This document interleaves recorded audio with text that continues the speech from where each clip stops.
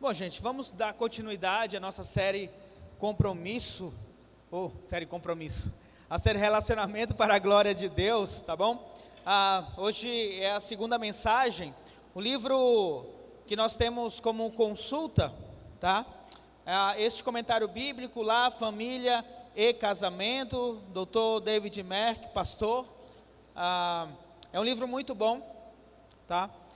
Graças a Deus tive a oportunidade já de lê-lo e recomendo a todos que possam comprar. Tem na Amazon, tem em e-book, quem gosta de ler assim. Realmente é um livro bom de ter em sua biblioteca, você que gosta de ler nesta área, estes assuntos, tá bom? Bom, você pode abrir a tua Bíblia em Gênesis, capítulo 2, versículo 22 a 25, nós vamos dar continuidade à mensagem do domingo passado. Esta série, ela de fato, ela vem numa sequência, numa crescente, tá bom? E hoje nós vamos falar a respeito de casamento. O casamento é um plano perfeito de Deus. Talvez você já tenha ouvido falar sobre verdade absoluta, tá? Eu sei que é muito mais na área assim, da filosofia, de pensar sobre o que é verdade absoluta, se existe ou não. A verdade absoluta é aquela verdade que em todo tempo, em todos os lugares, época, ela é verdade, ela não se altera. Talvez um exemplo seja que todos nós precisamos de oxigênio. E de fato, seja por cilindro, ou seja apenas pelo ar, mas todos nós, para respirarmos, nós precisamos de oxigênio. Talvez possamos considerar uma verdade absoluta. A palavra de Deus é palavra da verdade e é verdade absoluta. Em João 14, 6, Jesus responde, ele diz: eu sou o caminho, a verdade e a vida, ninguém vem ao Pai a não ser por mim. É uma verdade absoluta. Ninguém vai chegar até Deus se não for por intermédio do Senhor Jesus Cristo, o caminho, a verdade e a vida. As verdades de Deus são verdades absolutas, assim como 1 mais 1 é 2, em qualquer época, em qualquer contexto social, em qualquer lugar, 1 mais 1 é 2, o que Deus diz, a palavra dele é uma verdade absoluta e precisa ser seguida. Aliás, no Salmo 119, versículo 160, ele diz, a verdade é a essência da tua palavra, e todas as tuas justas ordenanças são eternas. A verdade de Deus é a essência da palavra de Deus. Todas as ordenanças dele, tudo aquilo que ele pede de nós, são eternos. Se existe uma má interpretação, se existe um pensamento contraditório, se existe o erro, não está na palavra de Deus, mas está em nós. Dito isto, dentro do tema, o casamento é um plano perfeito de Deus, eu posso afirmar sem medo, que o casamento, e aquilo que Deus espera do casamento, é uma verdade absoluta, que devemos perseguir, que precisamos buscar, para realizarmos a vontade de Deus em nossa vida. Eu creio que todo cristão verdadeiro, todo cristão deseja fazer a vontade de Deus. Por isso, eu peço que você possa prestar atenção nesta mensagem. Seja você solteiro ou casado, eu tenho certeza que ela tem muito a nos ensinar sobre o casamento e como ele é perfeito dentro da visão e do plano de Deus. Talvez você diga, pastor, será mesmo que o casamento é perfeito? Porque é assim, sabe? Tem uns negocinhos no casamento assim que a gente, é difícil. Ele é perfeito. Você pode dizer assim, 1 mais 1 é 3. Mas não anula a verdade de que 1 mais 1, ele é 2. A culpa é sua se você acha que 1 mais 1 é 3, que essa é uma verdade. Mas a verdade absoluta é que 1 mais 1 é 2. O casamento vem de Deus, o casamento é de Deus, e o casamento pode ser perfeito mesmo com as nossas limitações por causa dos pecados. Sabe, uma das áreas mais ignoradas dentro das igrejas e de cristãos é nessa área de casamento, dos ensinamentos bíblicos sobre como deve ser o casamento. Eu digo isso porque, olha o número de livros cristãos relacionados a este assunto. Pesquisa no YouTube que você vai ver muitas mensagens relacionadas ao casamento. E você vai verificar que ainda assim, dentro da igreja, existem problemas sérios relacionados ao casamento, que vai desde a infidelidade, até questões como criar o filho, ou o esposo que não consegue assumir a sua liderança, ou escolhas que precisam ser feitas dentro do casamento. Quantas pessoas procuram, aliás, o maior número de aconselhamentos dentro da igreja é para casais. Talvez por isso sejamos tentados em achar que o casamento não é tão perfeito assim. Mas o casamento, ele é precioso. Ele precisa ser honrado. Ele é perfeito. Ele vem da vontade de Deus. E eu gostaria que você pudesse pensar que o casamento talvez não esteja dando certo, ou seja, tão difícil, não por causa do casamento em si, mas por sua culpa, ou de um ou de ambos. Em Oséias 4:6, diz que o povo de Israel estava sendo destruído porque eles não conheciam a Deus. Eu penso que os casamentos estão sendo destruídos porque não conhecem a Deus. Não conhecem a vontade de Deus, nem se colocam a fazer a vontade de Deus. Por isso eu gostaria que nós pudéssemos refletir um pouco sobre este tema, voltando para a união entre Adão e Eva, o primeiro casamento antes do pecado entrar no mundo. Então Gênesis 2, do 22 ao 25, nós vamos ler agora.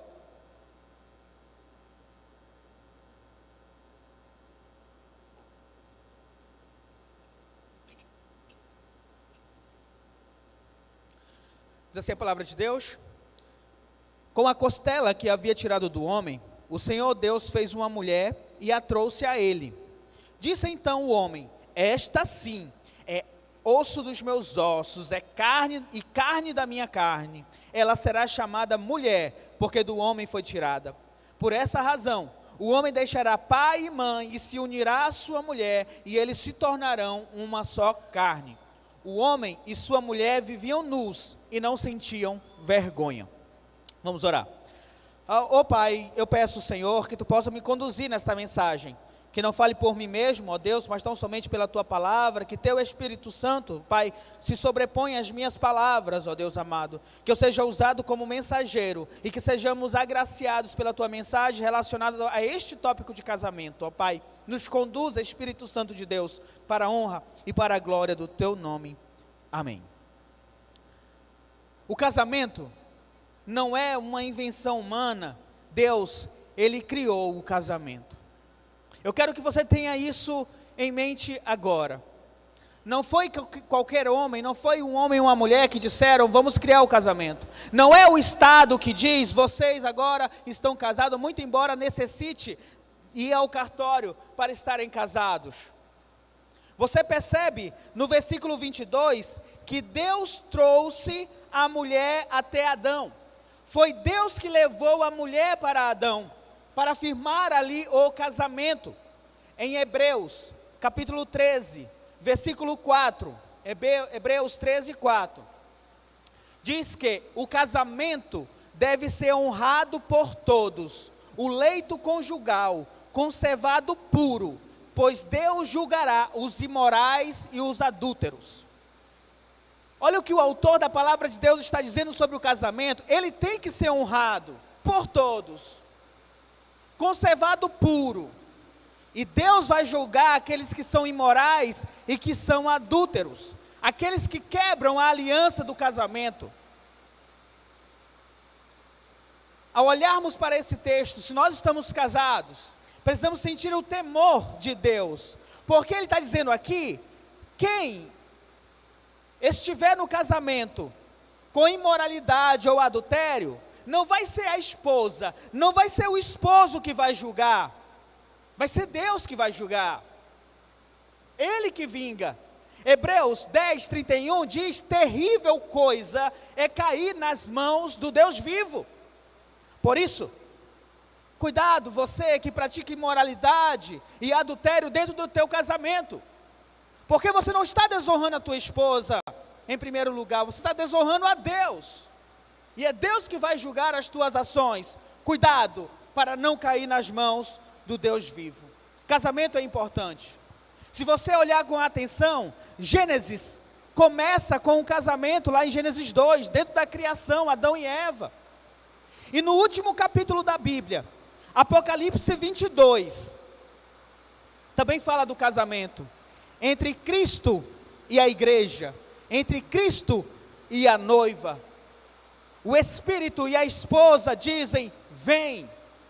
E quem ouve, diga: vem. E quem tem sede, venha. E quem quiser, tome de graça da água da vida. Do começo ao fim, Gênesis e Apocalipse, nós vemos a ideia do casamento. Casamento é propósito de Deus. E todos aqueles que entram na aliança do casamento devem se sujeitar e compreender o propósito de Deus.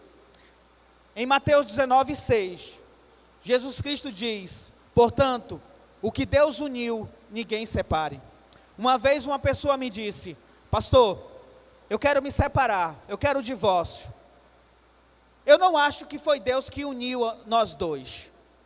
Nós ainda éramos novos, inconsequentes, decidimos nos casar, agora nós queremos o divórcio porque nós queremos ser felizes.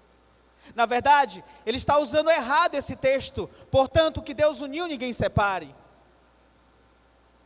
Porque esse texto se refere à pessoa que se dá ao casamento, ela está fazendo a vontade de Deus. Então, ele se refere a pessoas, sejam cristãs ou não, mas a partir do momento que elas dizem: eu me aceito casar contigo, eu aceito que você seja minha esposa ou meu esposo, vocês estão fazendo a vontade de Deus, vocês estão se unindo, portanto, ninguém separe vocês. E destacar ainda, que esta união do casamento, é um casamento heterossexual. Deus levou a mulher para Adão, e a visão de Deus para casamento é homem e mulher. Mas retornando aqui ao texto, o ponto alto da criação é o casamento de Adão e Eva. Eu quero utilizar aqui uma comparação que está dentro deste livro, do pastor David, que ele mostra 4 elementos da cerimônia, que também podem ser vistas nesse texto que nós lemos. Por exemplo, a entrada da noiva, Gênesis 2, 22. O Senhor fez a mulher e o trouxe para ele, como se a noiva estivesse entrando para o casamento. Os votos do casamento, quando o homem disse: esta sim é osso dos meus ossos e carne da minha carne, em Gênesis 2, 23. A declaração de casados de Deus, quando ele diz: por essa razão o homem deixará pai e mãe e se unirá à sua mulher, e se tornarão uma só carne. E finalmente ali a lua de mel, o homem e sua mulher viviam nus e não sentiam vergonha. Gênesis 2, 25. Nós vamos passar por cada um desses elementos do casamento. Vamos começar com a entrada da noiva. Gênesis 2, 22. Com a costela que havia tirado do homem, o Senhor Deus fez uma mulher e a trouxe para ele, trouxe para Adão. Quero que você imagine por um momento, recordando da mensagem de domingo passado. Adão estava sozinho no jardim do Éden. Ele não tinha uma auxiliadora, alguém que lhe correspondesse. Deus fez com que Adão desse o nome para todos os animais. Mas chegou um momento, em Gênesis 2:20, que Adão não encontrou alguém que lhe auxiliasse, lhe correspondesse. É o que está registrado na Bíblia. Agora, eu quero que você perceba, pelo menos eu percebi isso, que tem um tom muito triste. Quando Adão começa a dar o nome para os animais, a Bíblia diz: todavia, não se encontrou para o homem alguém que o auxiliasse e lhe correspondesse. Parece que Deus nos mostra a tristeza do coração do homem a não encontrar para si uma pessoa que pudesse caminhar junto com ele. Deus mostra a necessidade de uma auxiliadora, alguém para caminhar junto, uma correspondente. E não apenas uma pessoa de forma física igual a Adão, mas alguém com o mesmo propósito, ser a imagem e semelhança de Deus, para a glória de Deus. Porque o ideal bíblico, para um homem e uma mulher, casados, que se deem em casamento, é que estejam na mesma trajetória, no mesmo caminho, de serem semelhantes a você mesmo, a nós mesmos, não, a sermos semelhantes a Cristo. Este é o objetivo do casamento, é para a glória de Deus. Nós estamos juntos para sermos semelhantes a Cristo. Infelizmente hoje, na ânsia de homens e mulheres, de encontrar alguém para casar, por se sentir sozinho, se contentam muitas vezes com alguém que diz apenas eu te amo. Muitos homens e mulheres cristãos se contentam com aquilo que está abaixo das Escrituras, na ânsia de encontrar alguém para beijar na boca. Muitos simplesmente não têm muitos critérios, ou talvez quando colocam critérios, querem colocar critérios como é bonito, trabalha, viaja, tem carro, é educado, tem curso superior. Esse nível não chega nem perto do nível que Deus pretende para você que está solteiro e deseja casar com alguém. Porque o nível mais alto para escolher alguém para casar, na busca do homem ou da mulher ideal, não é se tem dinheiro, se é formado, se tem uma casa, se é bonito, se é bonita, mas se aquela pessoa corresponde à palavra de Deus. Você olha para o texto que nós lemos e nós vemos que Deus trouxe a mulher para Adão. Podemos talvez fazer uma comparação, que é a palavra de Deus que vai trazer para você o homem ou a mulher que você deve casar. É ela que vai mostrar as qualidades que aquela pessoa tem. Então a pessoa que você pretende, a pessoa que você está orando, está conforme a palavra de Deus? É uma pergunta que precisa ser feita. Deus fez Adão entrar em um sono profundo e retirou a mulher de uma de suas costelas. A mulher, ela saiu da costela de Adão, representando esta companheira, essa auxiliar correspondente. E assim deve ser a nossa procura, ou a nossa não, porque eu já casei. Essa deve ser a procura de quem está solteiro, uma pessoa companheira, uma pessoa que vai caminhar junto com você. O pastor comentarista Mateus Henry, ele diz: a mulher foi feita da costela do lado de Adão, e não da sua cabeça, para reinar sobre ele, nem dos pés, para ser pisada por ele, mas do lado, para ser igual a ele, debaixo do braço, para ser protegida, e perto do coração, para ser amada. A mulher, ela é distinta do homem, mas é ligada a ele. O homem é ligado à mulher. Essa obra de Deus, ela é maravilhosa. Um acaba completando o outro no propósito maior, que é glorificar a Deus. Quando Deus ele criou a mulher, a Bíblia registra que viu Deus, e ele viu que aquilo era muito bom, o que ele havia criado. Então, no primeiro momento, nós vemos Deus entrando, como o pai entra com a noiva, com Eva, e apresentando para Adão. Nós precisamos buscar, os solteiros, em Deus, a pessoa com quem você vai casar. Esperar que Deus possa lhe apresentar, porque Deus não vai apresentar alguém que vive em pecado. Deus não vai apresentar para você alguém que despreza o nome dEle. O segundo ponto, o segundo elemento, são os votos do casamento. Em Gênesis 2:23, o homem diz, quando ele viu Eva, quando ele viu a mulher, ele diz: esta sim é osso dos meus ossos, é carne da minha carne. Ela será chamada mulher, porque do homem foi tirada. Perceba aqui a admiração, a alegria e o contentamento de Adão. Na hora que ele viu a mulher, esta sim é osso dos meus ossos e carne da minha carne. Em contraste com o versículo 20, que ele não encontrou alguém que lhe auxiliasse, que lhe correspondesse. Mas agora, quando ele viu a sua esposa, ele diz: agora eu encontrei. Ele considerou isso, com toda certeza, um grande presente dado por Deus. O que colabora com Provérbios 18:22, que diz: quem encontra uma esposa, encontra algo excelente, recebe uma bênção do Senhor. Adão diz: agora sim eu encontrei, finalmente chegou a minha auxiliadora, a minha correspondente, carne da minha carne. Perceba a alegria de Adão em encontrar a sua esposa, encontrar a sua mulher. Sabe o que falta muito em nossos casamentos?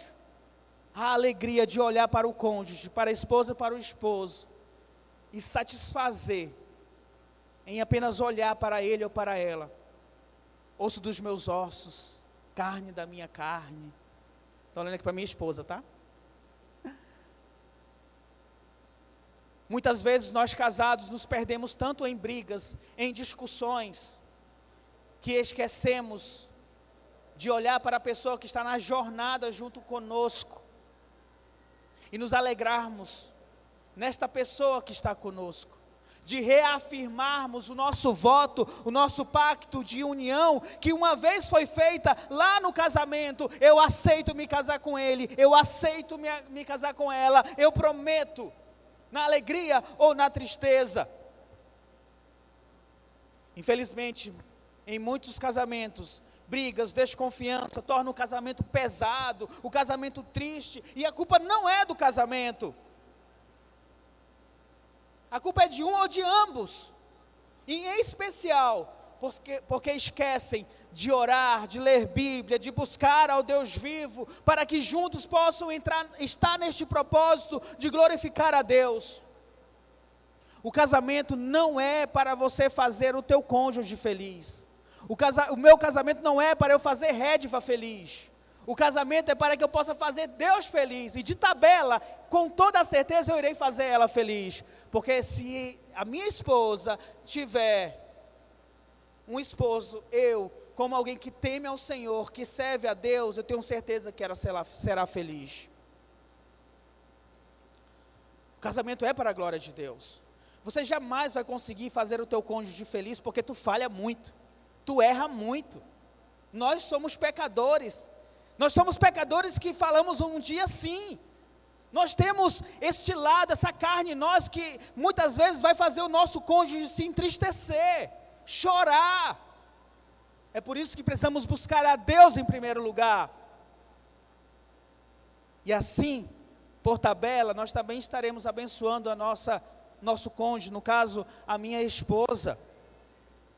Qual foi a última vez que você olhou para o teu esposo ou para a tua esposa e agradeceu a Deus, porque esta pessoa está do teu lado nessa jornada, nesta caminhada? Qual foi a última vez que você olhou e disse: osso dos meus ossos, carne da minha carne? Gente, isso tem um significado tão profundo. Você está dizendo: nós somos apenas um. Nós somos apenas um, nós estamos caminhando juntos. Eu quero passar uma tarefa para vocês que são casados. Hoje à noite, depois de colocar as crianças para dormir, olha no olho do teu amado, da tua amada, bem no fundo do olho, e diz: osso dos meus ossos, carne da minha carne. Aí o restante é com vocês. Mas seja verdadeiro. E por favor, não diga: tá bom, mas nós precisamos conversar sobre aquilo. Deixe isso para depois, receba o elogio. Receba, deixe as brigas para depois. Espero que consigam. De fato, nós queremos nesta igreja que a alegria do casamento seja restaurada pela palavra de Deus. Que o marido ele tenha um grande prazer na sua esposa, e a esposa tenha grande alegria no marido, e ambos tenham grande alegria em servir a Deus. E é por isso que temos esta série de mensagens, é por isso que sempre estamos retornando neste assunto. Você que vai casar, você deve expressar esta alegria com a pessoa que você pretende casar. Se você não consegue olhar para o seu noivo e dizer, osso dos meus ossos, carne da minha carne, não consegue visualizar que vocês vão compartilhar uma vida junto, que serão apenas um, talvez vocês não estejam prontos para casar. Aqueles que estão solteiros, entendam um princípio. Não é por dinheiro, por roupas, por saúde, por beleza. É pela pessoa correspondente, aquele companheiro, aquele amigo que estão dentro do propósito de Deus. Então você pode dizer osso dos meus ossos, carne da minha carne, para a pessoa que está caminhando contigo dentro do propósito de Deus. Aliás, quando eu olhei a palavra correspondente, me veio à mente 1 Coríntios 6,14, que diz, não se ponha em julgo desigual, que é o princípio de que se você está escolhendo uma pessoa para casar, procure uma pessoa que seja cristã, que tenha os mesmos valores cristãos que você. Assim, será bem mais fácil. O objetivo comum de glorificar a Deus. Por exemplo, se você gosta de ler a Bíblia, encontre alguém que ame ler a Bíblia mais do que você. Se você gosta de orar, encontre alguém que ame a Deus mais do que você. Porque o caminho mais saudável para um casamento feliz é encontrar alguém que tema e ame a Deus mais do que você. Tenho certeza disto. Adão firmou o seu voto em uma aliança com Eva. Osso dos meus ossos, carne da minha carne. E Deus abençoou este voto. Em Gênesis 2:24, Deus vai dizer, por esta razão, o homem deixará pai e mãe, se unirá à sua mulher e se tornarão uma só carne. Esse princípio de ser uma só carne, essa declaração de casados de Deus, o próprio Senhor Jesus Cristo disse em Mateus 19:6, também em Marcos 10, 7 e 8, e Paulo reafirma em Efésios 5:31. Vocês estão casados? Vocês são uma só carne. Você que vai casar, você deve ter coragem de reafirmar esse voto de cumplicidade, sinceridade e fidelidade, porque Deus, Ele vai dizer para você, deixe pai e mãe, se una à sua mulher e sejam uma só carne. Uma aplicação aqui, infelizmente, agora por conta do pecado, tem se tornado difícil se manter fiel a este voto, somos uma só carne. No próximo domingo nós vamos falar a respeito do pecado que entrou no meio do casamento. Nós vamos ver que Adão, na primeira oportunidade que teve, ele se afastou de Eva, acusou Eva do pecado, ele quebrou o voto do casamento, aquilo que ele declarou, osso dos meus ossos, carne da minha carne, quando Eva trouxe o pecado e ele pecou, ele disse para Deus, foi essa mulher que tu me deu, a culpa é dela, acusou logo a mulher. Próximo domingo a gente fala sobre isso. Mas eu quero ressaltar aqui, que muitos casamentos, ao invés de se parecerem com Adão, que estava em aquele Adão antes do pecado, que estava em comunhão com Deus, muitos casamentos parecem com Adão, depois do pecado, que quebra a comunhão com Deus, que quebra os votos, é cada um por si. Se você não consegue olhar para a tua esposa ou para o teu esposo, e dizer, nós somos uma só carne, nós somos apenas um, seu casamento está sim fora do propósito de Deus, mas a boa notícia é que tem solução, e Jesus Cristo é a solução para este casamento. A bênção de Deus é, por esta razão, o homem deixará pai e mãe, se unirá à sua mulher, e eles se tornarão uma só carne. O precedente deixado aqui para Adão e Eva, mesmo eles não tendo pai e mãe, vale para todos nós. O homem e mulher, agora eles vão ser uma só carne, ser uma família. Agora serão dois na missão de ser a imagem e semelhança de Deus. Deus abençoa o casal, reafirmando essa união, esta parceria. E nós vemos dentro desta declaração de Deus, 3 elementos fundamentais, que é o elemento da exclusividade, deixa pai e mãe, da fidelidade, se une à sua mulher, e intimidade, tornam-se uma só carne. Nós vamos falar de cada um deles. Mas antes, eu quero ressaltar aqui uma coisa importante. Deus, ele define o casal como sejam uma só carne. Não há nada no texto que indique a necessidade de filhos. Deus não diz, tornem-se uma só carne e tenham filhos. Muito embora em Gênesis 1, 28, Deus diga, multipliquem-se. Como o pastor David afirma, precisamos dizer que o casal que não pode ter filho é tão perfeito como um que tem filho. O propósito de Deus de Gênesis 1, 28 continua, multiplique. Mas o casal tem sua própria perfeição, na exclusividade, na fidelidade e na intimidade. Eu creio que todo casal deva sim querer ter filho, mas se não podem ter, eles serão tão perfeitos e completos quanto aqueles que têm filhos, tá bom? Vamos lá para a exclusividade, deixar pai e mãe. Uma das tarefas, uma das frases mais famosas que nós temos, principalmente em casamento, é dizer, eu sou do meu amado e ele é meu. No dia dos namorados, tem as músicas, né? Eu sou do meu amado e ele é meu. Isso passa esse sentido de exclusividade. E quando a ideia aqui, deixar pai e mãe, é essa ideia de exclusividade para o teu casamento. E o uso da figura dos pais aqui, ele é bem significativo. Porque nós somos ligados aos nossos pais, primeiramente biologicamente. Se entrarmos mais um pouco, nós somos ligados emocionalmente aos pais. Tem pessoas que casam, mas são tão ligados aos pais que não... Tem um problema no casamento, corre para o pai e para a mãe para poder chorar lá, porque tem essa ligação emocional. E muitos até têm a ligação financeira. Se casam, mas ainda dependem da mesada, do pai e da mãe. Se nós vamos nos casar, nós precisamos ser capazes de largar a dependência de nossos pais, e agora nos ligar em uma outra dependência, a dependência do casamento, a dependência um do outro. A ideia por trás aqui é, se eu deixo os meus pais, a pessoa que é mais importante para mim, a pessoa que eu mais amo, eu também posso largar qualquer coisa para ser exclusivo para o meu casamento, para a minha esposa ou para o meu esposo.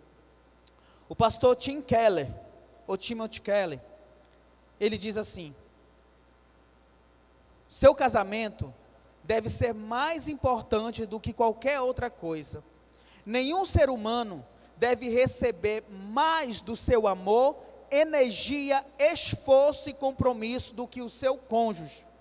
Deus pede que o homem deixe pai e mãe, por mais forte que tenha sido esse relacionamento, para formar uma nova união, que deve ser uma força ainda mais importante e poderosa na sua vida. Se você não está disposto a abrir mão de sua própria vida, dos seus prazeres, para ser exclusivo ao seu amor, ao seu esforço, à sua energia, ao seu compromisso para com o seu cônjuge, você não está pronto para casar. Se você não está pronto para deixar pai e mãe, e no sentido aqui, de ser exclusivo para o teu casamento, você não está pronto para casar, porque precisam ser uma só carne. Assim sendo, nenhum amigo, nenhum problema, nenhum trabalho, e nem mesmo um filho, deve ser mais importante do que o teu cônjuge, do que tua esposa, do que teu esposo. Muito menos internet, futebol, celular, videogame e assim vai. Eu sou do meu amado e ele é meu. Infelizmente tem muita gente casado, que lá no trabalho é um doce de pessoa. fala com todo mundo, sorri, é querido por todo mundo. Mas quando chega em casa, é a cara fechada, carrancudo, dá patada. Com todo mundo no trabalho fala meu querido, minha querida, meu amigo, meu companheiro. Mas quando chega em casa, não diz uma palavra para o esposo ou para a esposa. Tem muito mais valor às outras pessoas do que a pessoa que está dentro de casa, que é teu companheiro, tua companheira, para esta vida. Tem homens que passam horas falando de futebol com os amigos, mas quando chegam em casa, não dão 10 minutos para a esposa, para conversar como foi o dia. Aliás, também tem muitas mulheres que passam horas no celular.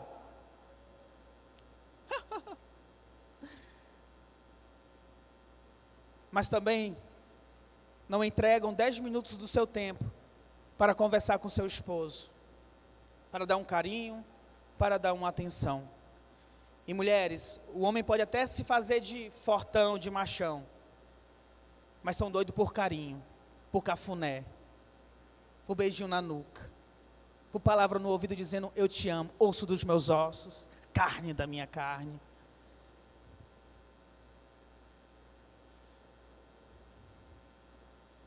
Infelizmente nós trocamos a exclusividade do casamento, eu e você somos um, por vários tipos de distração. Resultado disso é um lar infeliz.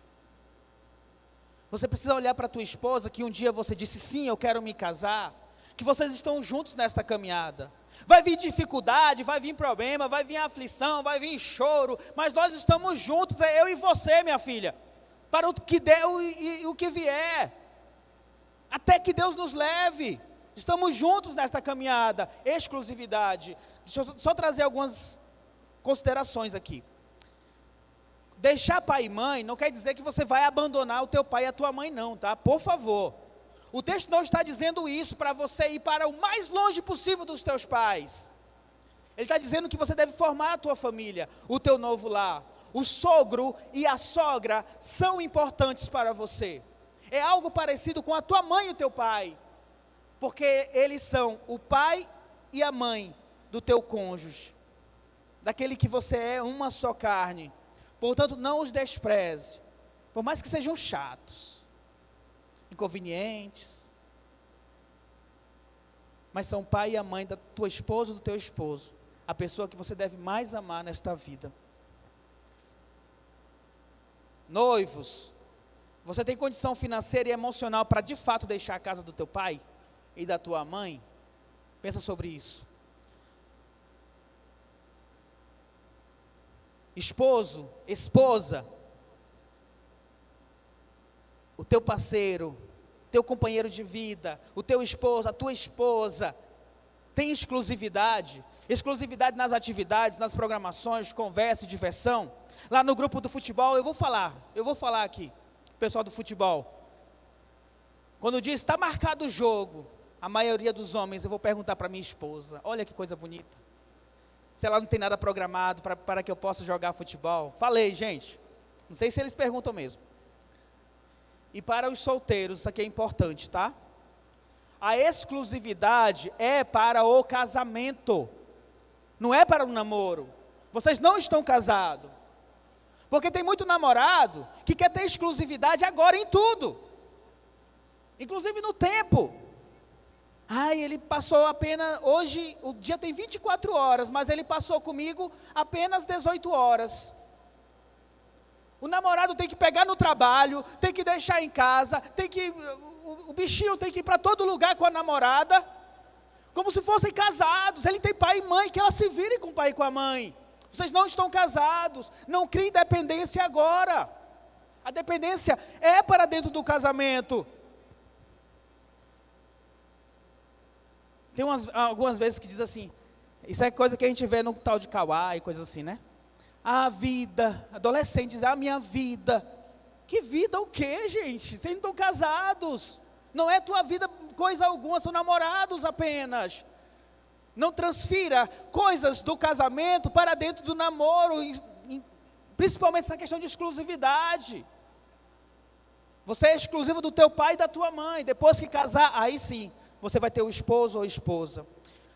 O outro ponto é a fidelidade. Se une à sua mulher. É a bênção de Deus. Esse aqui é o conceito da aliança empregado aqui. Deus vai dizer que no casamento vai deixar pai e mãe e vai se unir à sua mulher. É uma aliança de compromisso que o casal tem diante de Deus. Porque todos que estão casados, se você está casado agora aqui, saiba disso. Você esteve lá diante de alguém e disse: eu quero me casar. Você assinou lá no cartório: eu estou casado. Você assume um pacto de aliança, primeiramente com Deus, porque Ele criou o casamento, e depois com o teu cônjuge. O pastor David Merck, ele diz assim: a aliança firmada entre o marido e mulher é feita diante de Deus, e portanto, não apenas entre os cônjuges, mas também com Deus. Ser fiel ao cônjuge também implica ser fiel a Deus. Então, antes de pensar em quebrar o voto com a esposa ou com o esposo, você está quebrando o voto com Deus. E é muito sério isso. Se une à sua mulher. Nós estamos juntos nesta caminhada. Precisa perseverar na aliança do casamento, mantendo esta fidelidade. Então, você que vai casar, ao tomar a decisão: eu quero me casar, eu vou me casar com aquela pessoa, visualize isto: eu estarei em uma união vitalícia com esta pessoa. Vitalícia porque é até a morte nos separe, tá? Não é eterna, porque você não vai para o céu casado com a pessoa. É até que a morte nos separe. Então, eu vou me unir a esta pessoa, e nós seremos um durante toda a nossa vida. É vitalícia. Não pode ser quebrada diante de Deus. O outro ponto é a intimidade. Tornam-se os dois uma só carne.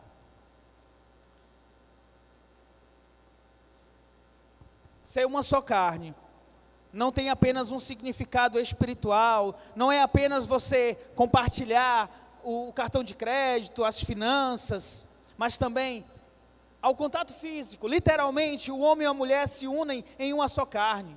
Podemos entender a intimidade conjugal como aquele último passo que simboliza a seriedade e a legitimidade do casamento. Deixará seu pai e sua mãe, se une à sua mulher e serão uma só carne. O último estágio do casamento. O casamento é uma união tão profunda entre dois indivíduos que eles se tornam praticamente uma nova pessoa, uma só carne. Nós podemos entender também como essa união física, o leito conjugal.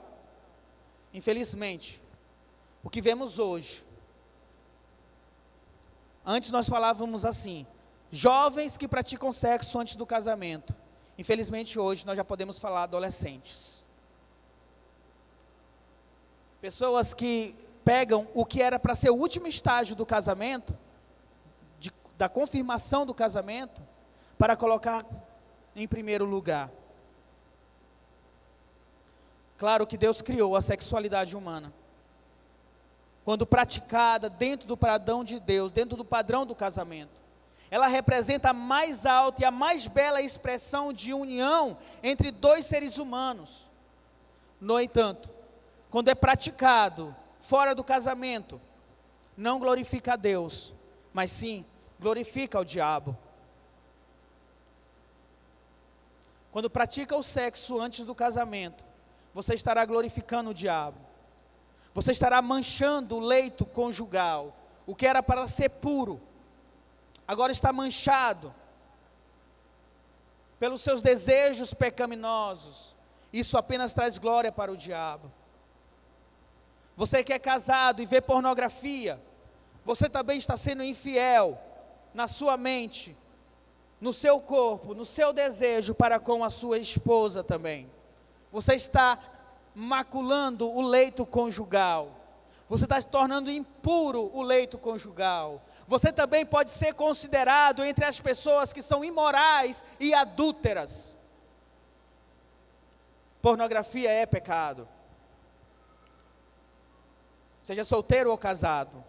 Mas quando você está casado, você está sendo infiel à sua esposa também.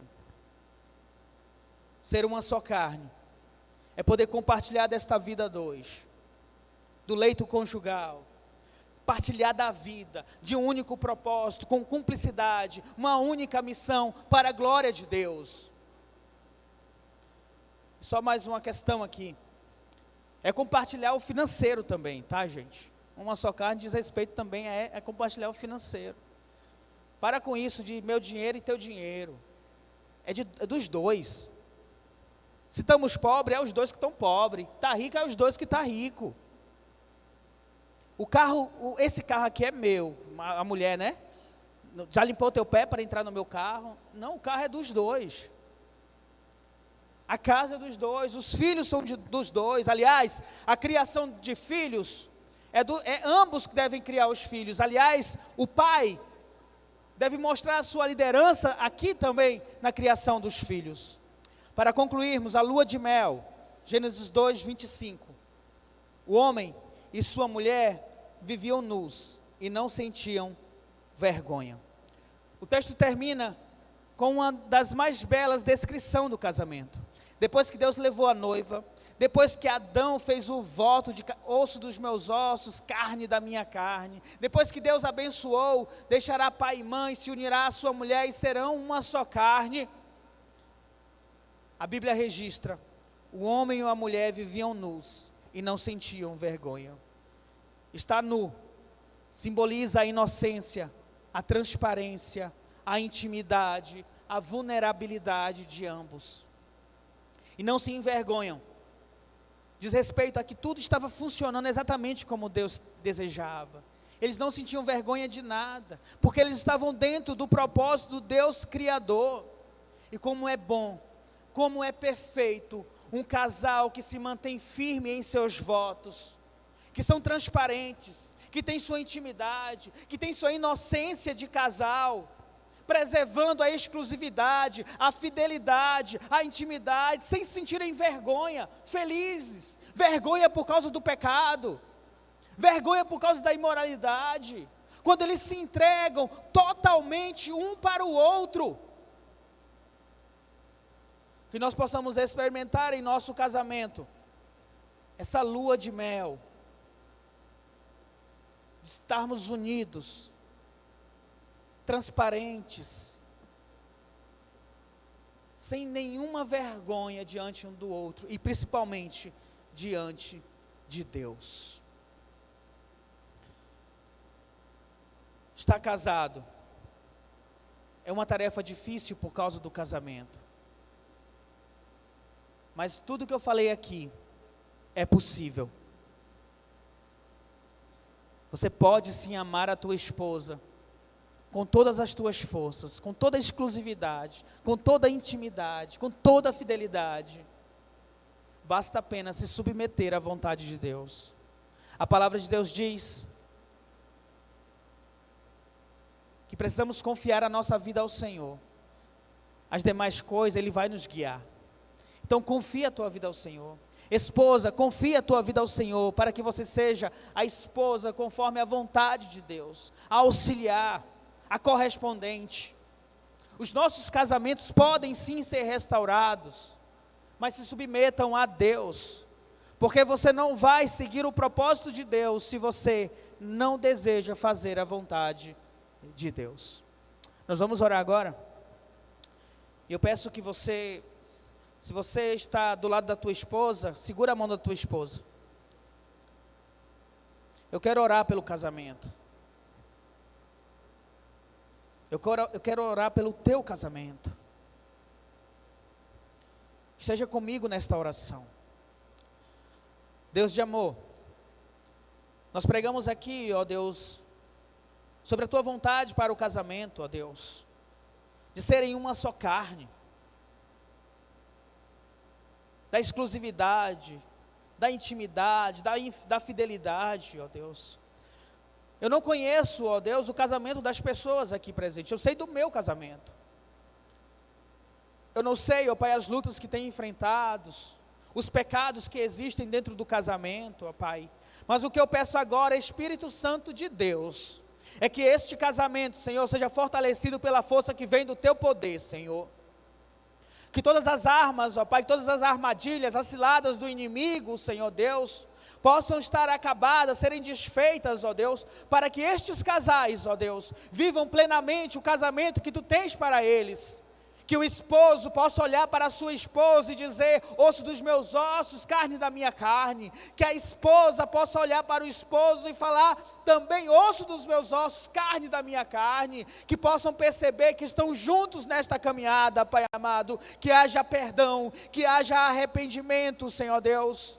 Que haja, Senhor Deus, libertação, ó Pai, dos laços opressores do diabo, do pecado, ó Deus. Para que estas pessoas, meus irmãos e minhas irmãs aqui, possam viver plenamente a Tua vontade para dentro do casamento, Senhor. Que haja amor, cumplicidade, lealdade, Deus, intimidade, ó Deus amado, para a glória e honra do Teu nome. Que ambos possam olhar mais à frente, para a Tua glória, Senhor, e buscar a Tua vontade, Senhor Deus.